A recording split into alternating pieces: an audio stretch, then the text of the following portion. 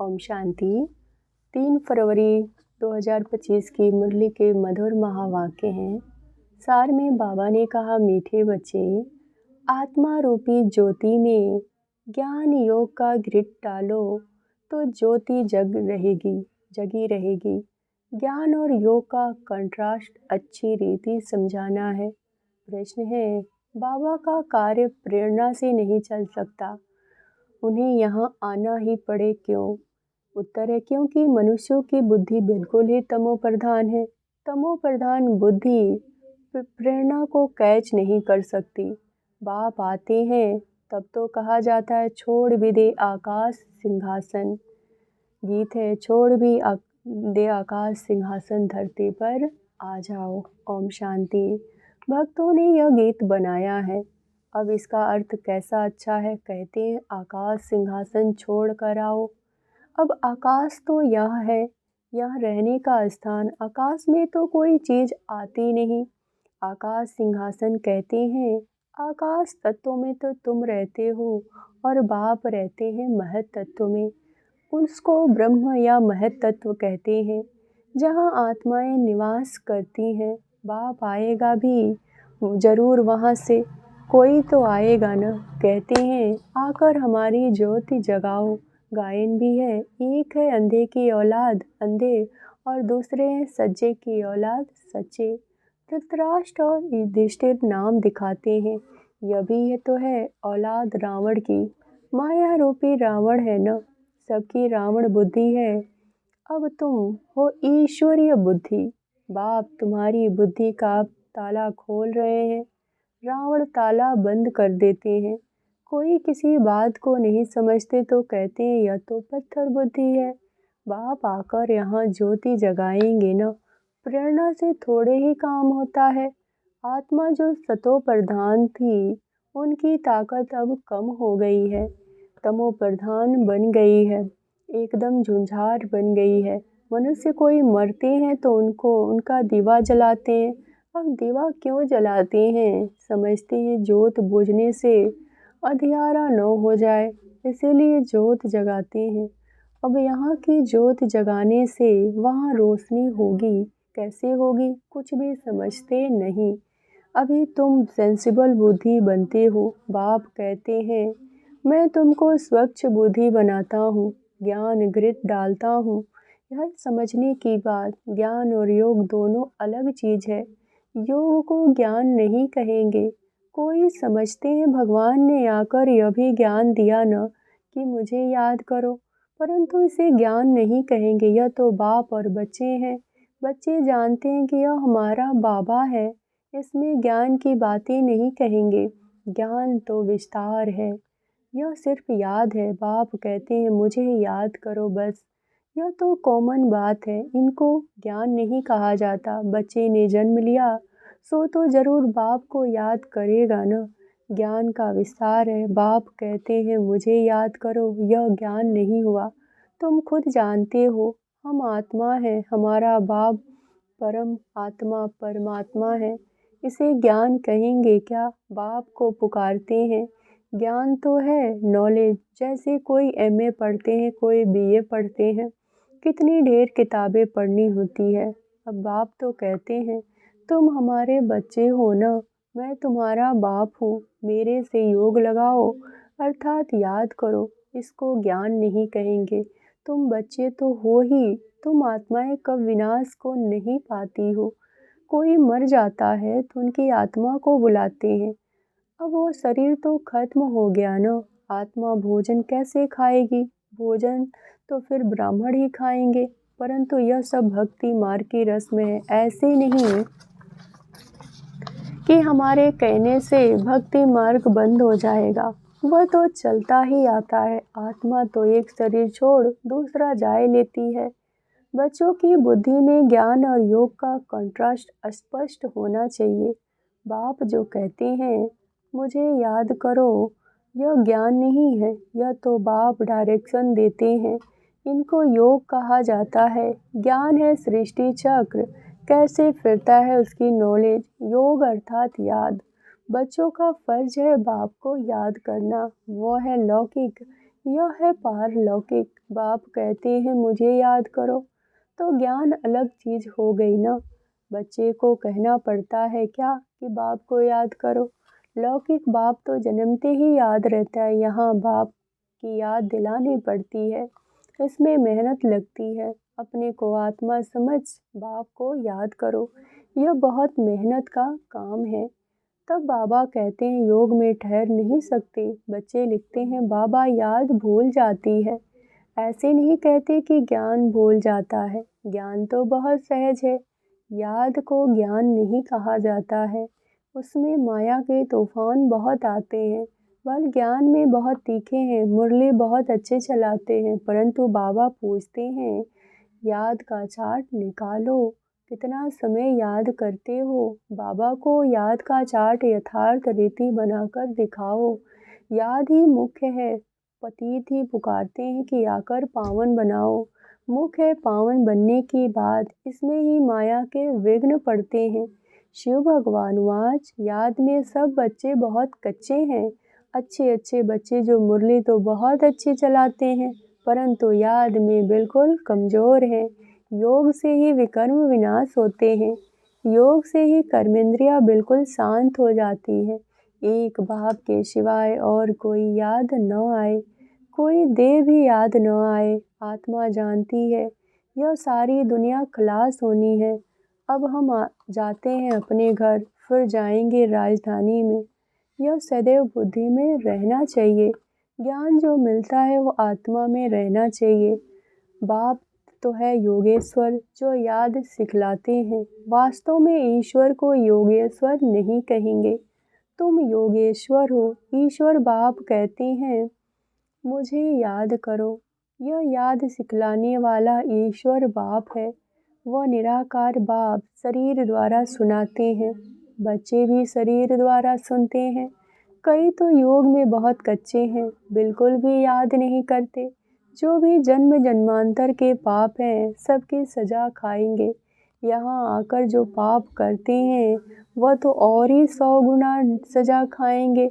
ज्ञान की तिक तिक तिक तो बहुत करते हैं, योग बिल्कुल भी नहीं, जिस कारण पाप भस्म नहीं होते, कच्चे ही रह जाते हैं। इसीलिए सच्ची सच्ची माला 8 की बनी है। 9 रत्न गाए जाते हैं। 108 रत्न कब सुनते हैं? 108 रत्नों की कोई चीज़ नहीं बनती। बहुत है जो इन बातों को पूरा समझते नहीं। याद को ज्ञान नहीं कहा जाता है, ज्ञान सृष्टि चक्र को कहा जाता है। शास्त्रों को में ज्ञान नहीं है, वह शास्त्र है भक्ति मार्ग के। बाप खुद कहते हैं मैं इनसे नहीं मिलता, साधुओं आदि सबका उद्धार करने में आता हूँ।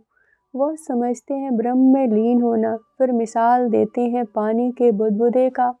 अभी तुम ऐसे नहीं कहते, तुम जानते हो हम आत्माएं बाप के बच्चे हैं। मामी कम याद करो, यह अक्षर भी कहते हैं परंतु अर्थ नहीं समझते। बल कह देते हैं हम आत्मा हैं, परंतु आत्मा क्या है, परमात्मा क्या है, यह ज्ञान बिल्कुल ही नहीं है। यह बाप ही आकर सुनाते हैं। अभी तुम जानते हो हम आत्माओं का घर वह है, वहाँ सारा सिजरा है। हर एक आत्मा को अपना अपना पार्ट मिला हुआ है। सुख कौन देते हैं, दुख कौन देते हैं, यह किसी को पता नहीं है। भक्ति है रात, ज्ञान है दिन। 63 जन्म तुम धक्के खाते हो, फिर ज्ञान देता हूँ तो कितना समय लगता है? सेकंड में। यह तो गाया हुआ है, सेकंड में जीवन मुक्ति। यह तुम्हारा बाप है, वही पतित पावन है। उनको याद करने से तुम पावन बन जाएंगे।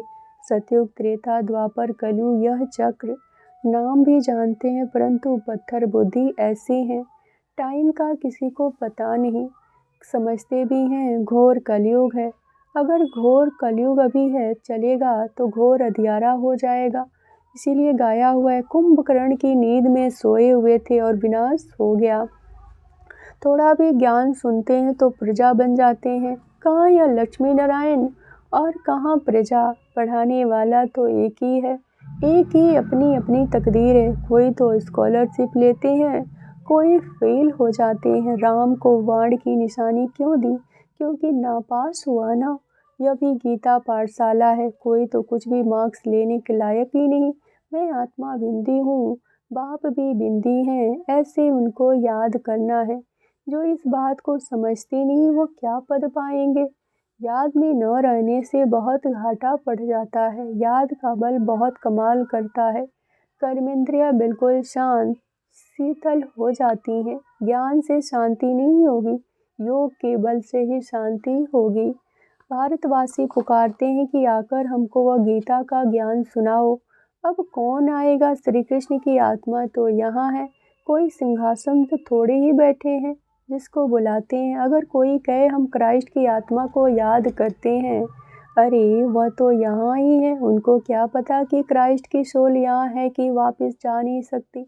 लक्ष्मी नारायण पहले नंबर वालों को ही पूरे 84 जन्म लेने हैं और फिर वापस जा सकते हैं।